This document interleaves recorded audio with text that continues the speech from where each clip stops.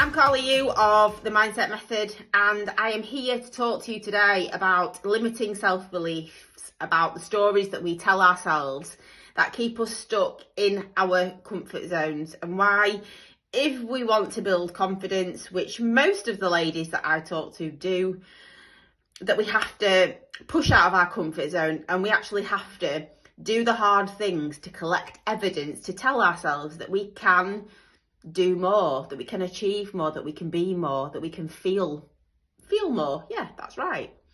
So I'm going to take you through a little bit of a journey of mine. It's got an interesting twist at the end, is all I'll say. But I'm going to take you through a little bit of a journey that I went through when I was 40. So I'm 43 now. And when I was 39, I got a text message. I looked at it and I was like, 26.2. Hang on. She wants me to run 26.2 miles. My first thought was, fuck off. I'm not doing a marathon. I can't do a marathon. I'm not a runner. And then, because I'm me and because I am up for anything, I thought, but would it be a good challenge? Could I do it if I put my mind to it? So let me take you back to when I was in primary school. I was that little girl who would forget her PE kit. And I remember trying to run around the school field. We used to do it every PE time to warm up. And I would be gasping. I would be at the back. I'd be really struggling to keep up with other people.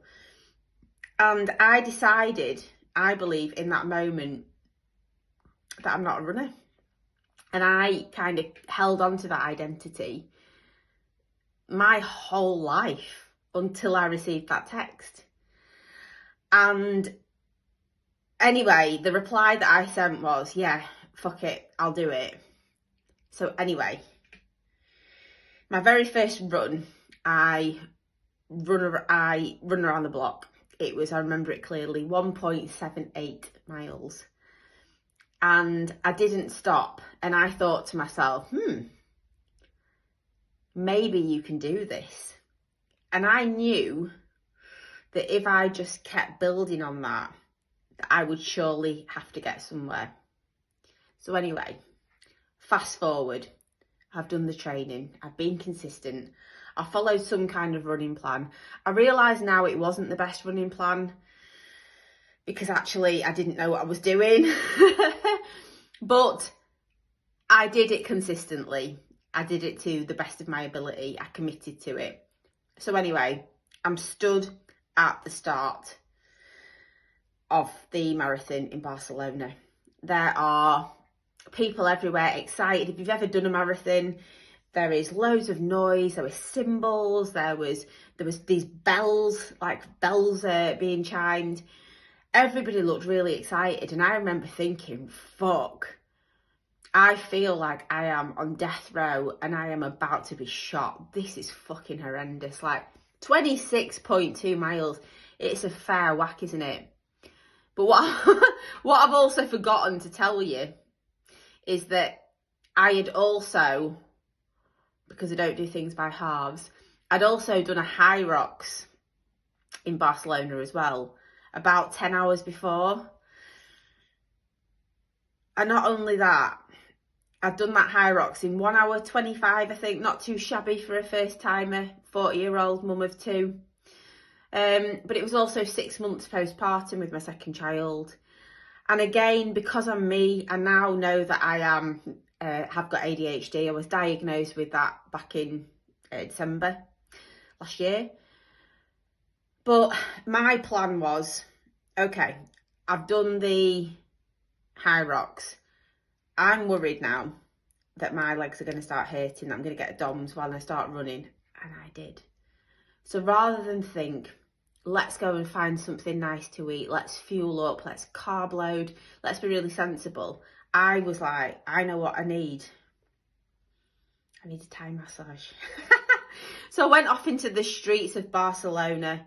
It's like 7 p.m. at this time, and I am literally on a mission. I don't know if you've ever been like this, where you've got a one-track mind. and you're like, I need it and I need it now. So anyway, it gets to about 8:45. I found a Thai massage place. I'm in there. It was great. I'm like, work on the hamstrings, work on the carbs. I've got a marathon tomorrow. They're looking at me like, you know, maybe it's got lost in translation. I hope she's joking, but anyway, regardless, there we were. So anyway, take you back to the start of the marathon. Clearly, I wasn't that well prepped, was I? I hadn't eaten brilliantly. I'd had a fantastic massage in a back street in Barcelona, but yeah, I'd not eaten brilliantly, and clearly I was going to be in pain at some point. So we set off. I'm running. I don't run like this, but I'm running along, and I started thinking, oh, maybe I can do this. You know, I've got 1 mile in, 2 miles in. And anyone who's done a marathon, it's a mental battle. Yeah. So you've almost got to find ways. So I was kind of, I obviously had my playlist on, and then I was like kind of counting the kilometres. The other funny thing is, I know a marathon is 26.2 miles. I still don't know how many kilometres it is. So I'm doing the kilometres and I'm like, I don't fucking know how many I've got left because I can't work it out. So we're going along. I'm feeling fairly confident. And then we got to about halfway and I thought, right, I feel like I've got this. I think I can do this because I'm already halfway. And then the sun starts shining a bit, getting a little bit warm. I'm not good when it's warm, yeah? So we're going up a little bit of a hill. A little bit of a hill wouldn't matter too much had I not done a high rocks and already run like fucking 12 miles or something. And then something started happening. The people around me started slowing down. Some of them started hobbling, a couple of them sat down. And I was like, shit, this is not good. Because at this point, remember, I still don't believe that I'm a runner, yeah? I'm still thinking I just happen to be here, moving my body, but I'm not a runner like all of these other people. So I'm like, I've just got to keep going. I've just got to keep moving my body. But then self-doubt started coming in and I started thinking like, oh my God, everybody else, it seems to be stopping. Here I am, a non-runner. I've not even fucking eaten properly. Shit, what if I have to go back to England and say I didn't do the marathon? How embarrassing is that? What if I have to go back and tell everybody, oh, you know, I was really cocky and I just went off and did a high rocks and a marathon in Barcelona. Well, actually, I didn't finish the marathon because it was too much for me. And I just started having all of this self-doubt. I started thinking, like, what on earth are you doing in Barcelona? Fucking trying to run a marathon. Like, what the hell? So I'm like, I've still got to just keep going. Surely if I stop, I'll never get going again. And by this point, my legs are cramping. They're cramping with a capital C. And my feet are hurting as well. That's another story. Please get your feet measured, because I was running in a size 6 trainers and I'm a size 7.5. I did not know, did you know this? But I did not know that your feet can expand and grow with each pregnancy. That baffled me. So I was wearing the wrong size trainers too, so my feet were fucked. Anyway, back to the run. So I'm like, oh, what if I can't do it? What if I can't do it? What if I can't do it? And then I was like, you know, Carly, you're going to have to sort your shit out. You need to stop thinking negatively, because I believe that we become our thoughts. So I knew that I needed to sort it out, because if I was telling myself I was going to stop, chances are I was going to stop. That was going to become a self-fulfilling prophecy. And the last thing I fucking wanted was to go back to England and not have done this damn marathon. So I started running again. And I started thinking, right, you fucking got this. Like, I was saying it to myself. I don't know if I was saying it out loud. Maybe I was. They didn't understand me anyway. Yeah, I was in fucking Spain. I was thinking, you can fucking do this, right? You can fucking handle this. And this is something I say to my clients all the time. Tell yourself you can fucking handle it, because you can, yeah? So I started saying that to myself. I'm running along and I was like, think of things that you've done before that are harder. So in the moment, I was collecting evidence of everything I'd done up to now that was harder, to reassure myself and to give myself confidence that I could keep running.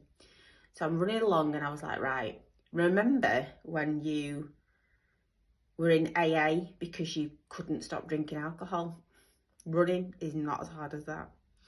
I'm running along and I was like, remember when you left home when you were 18 years old with £400 in your pocket and no other support? That was harder. And then I was like, remember when you had bulimia for almost 2 decades and you were completely consumed by food? That was fucking harder as well. And I just kept telling myself, you have been through much worse. And not only did that distract me, but it started firing me up. And I was like, I'm a fucking beast. Like, I'm not even kidding you. That's what I was thinking. I'm a warrior. I can fucking do it. Then I started getting really emotional. I was like, I'm a fucking strong woman. I can do it. I mean, at the time, I wish somebody had been filming me because I then like convinced myself that much that I was a fucking warrior. I think I thought I was running like really well. Like, I bet I looked like, you know, like they do, you know, like doing the sprinting around the track in the Olympics. That's how I felt. I don't think the reality was that. I think I was hobbling. But anyway, I managed to keep myself going. And then I started visualizing. I started thinking, like, nobody was there with me. But I started thinking, right, imagine that you get home and that you say to your 2 kids, mummy has done a high rocks and a marathon, and mummy has only been running for 12 weeks, because that was the reality. I'd only started running never run more than a mile in my life 12 weeks before. I was like, fucking hell, imagine how impressive that is. Then I started imagining myself holding the medal. That's another story that I'll come to. Then I had a running coach and I was thinking, imagine being able to text him and say, fucking did it. Yeah, imagine all of these things. And I just kept running. And then I got to the end. I crossed the finish line. And I was like, wow, I did it. None of the things that I thought would happen, like stopping, like having to tell everybody I couldn't do it, like my legs just giving way, none of those things happened. And then suddenly, something I couldn't expect would happen actually did happen. And I shit myself. I actually physically shit myself. So because I hadn't been eating the night before, I was like, every single fuel station, I need to grab a gel, I need electrolytes. Now, if you are a runner or an endurance athlete, you will know that those things fuck your stomach up. And I was grabbing them. I was swilling them down. And I got to the end and I actually pooed myself. I was wearing at the time tight grey shorts. I had a crop top on. And I was in the middle of Barcelona with thousands of people who all spoke Spanish. So I realised I hadn't even got my medal. I'd just fucking run through and then done the poo. And then I started crying. I don't think I was crying because I pooed. I was crying because I was like, oh my God, like, I'm so emotional. Can't believe I've done it. Like, can you even imagine going from being somebody who doesn't run to achieving something on that level? Like, to me, it felt immense. But I had pooed myself. So I went off to a Portaloo and there was no toilet paper in any of them. So I looked up and my legs were like fucking Bambi, like they were going inwards like that. And they didn't, like, I was like hobbling along. And I was like trying to speak to people in Spanish. I was like, I need to get up them stairs. There's only other way of getting up the stairs. They're just like, oh, I don't even know any Spanish. I can't think of any. Hola. So I managed to anyway, like, somehow hobble up the stairs, get my bag from the bag drop, and put a hoodie around my waist to at least disguise the poo. And then I was like, I ain't got a fucking medal. So I had to hobble back down. I got my medal. They didn't even question me about the medal. I'd also ripped my number off. So I had nothing to identify me. I'd ripped the number off ages before because I was pissed off. But I think they looked at me and they were like, this woman looks like she's run a marathon. She looks fucked. She looks absolutely fucked. So they gave me my medal. And then anyway, I sat on the side of the road. I grabbed three drinks from the local shop. Is that an ADHD thing? I think I had water. I think I had some kind of fizzy drink and an energy drink. And I sat on the side, all the drinks open at once. And I thought to myself, right, there are some lessons here to learn, some valuable lessons. I mean, number one is don't poo yourself at a marathon. But no, there were 3 valuable lessons that I learned there. Number one was I had told myself since I was about 4 years old that I wasn't a runner, and I actually believed it. If anybody had said to me, do you want to come for a run? I'd have been like, I'd have actually genuinely said, no, but I'm not a runner. So I don't know what it was on that day that I got that text asking me to do the marathon. I think it was actually because I was approaching 40.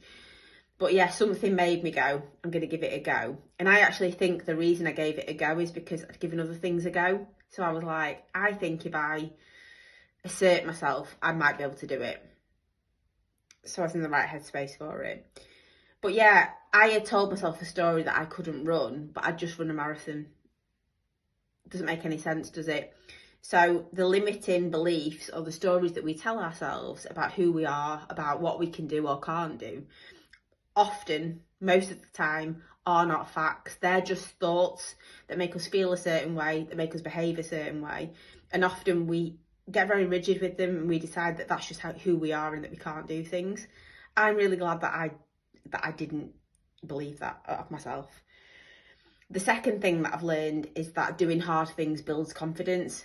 So doing the marathon and doing something that I never, ever, ever thought that I could do, age 40, like I say, 6 months postpartum, it was incredible. I feel as though genuinely it rewired my brain and it made me think, what else can I fucking do?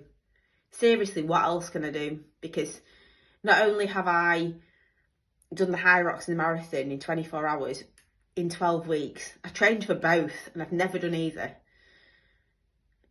At age 40, I've also dealt with the fact that something really embarrassing happened at the end, and actually it's just become a funny story.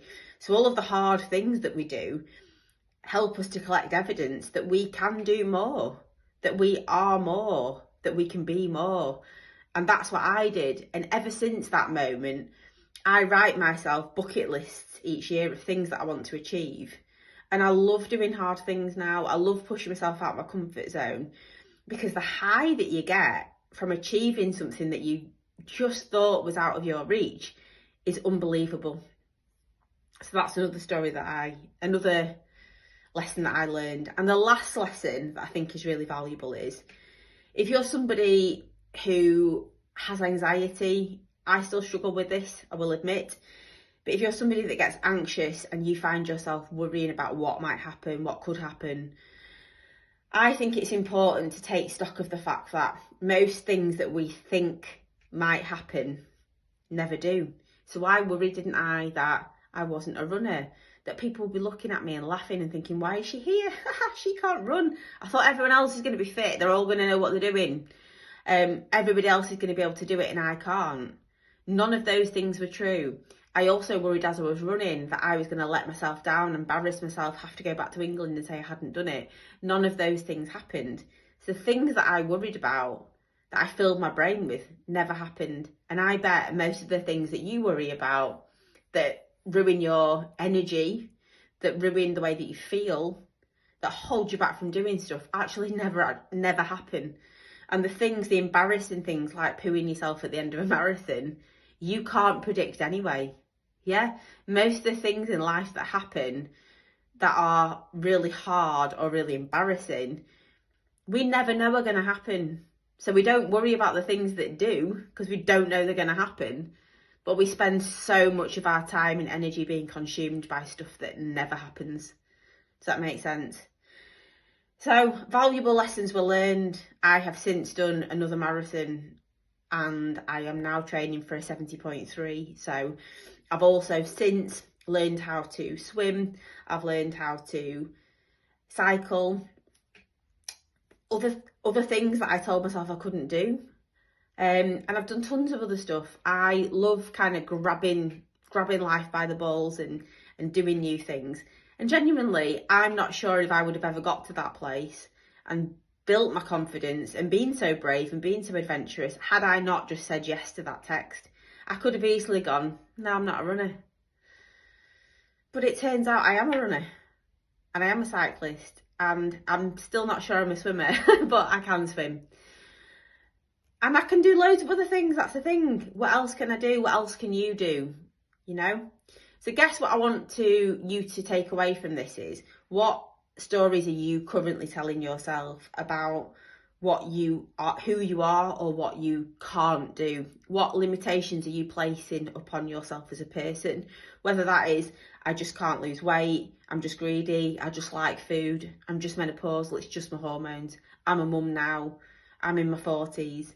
You know, we all have stories that we tell ourselves that feel factual, that aren't factual, that hold us back.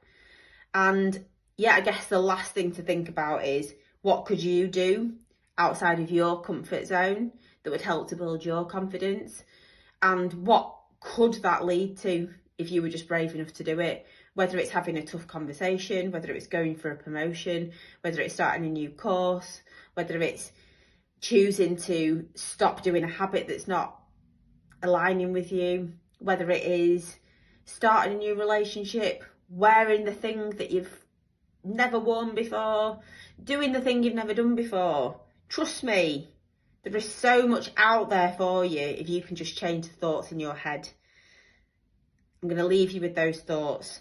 But this is the work that I do with women, changing the way that you think, which changes the way that you feel, which honestly changes the way that you put yourself out there in the world. Whether that is in the world of business, whether that's personally, whether that is weight loss, managing your thoughts, doing stuff out of your comfort zone is the way that you become more, get more out of your life. Thank you for listening to that tale. Please subscribe if you've enjoyed listening to me today. Got plenty more stories where they came from. And yeah, I guess I just hope that inspires you to think about what you can do, because life is for living. YOLO, right? Yeah. We're not here just to work, pay bills and do chores. Yeah, we're here to do all kinds of other incredible things that we've maybe not even thought about yet. Thanks for listening.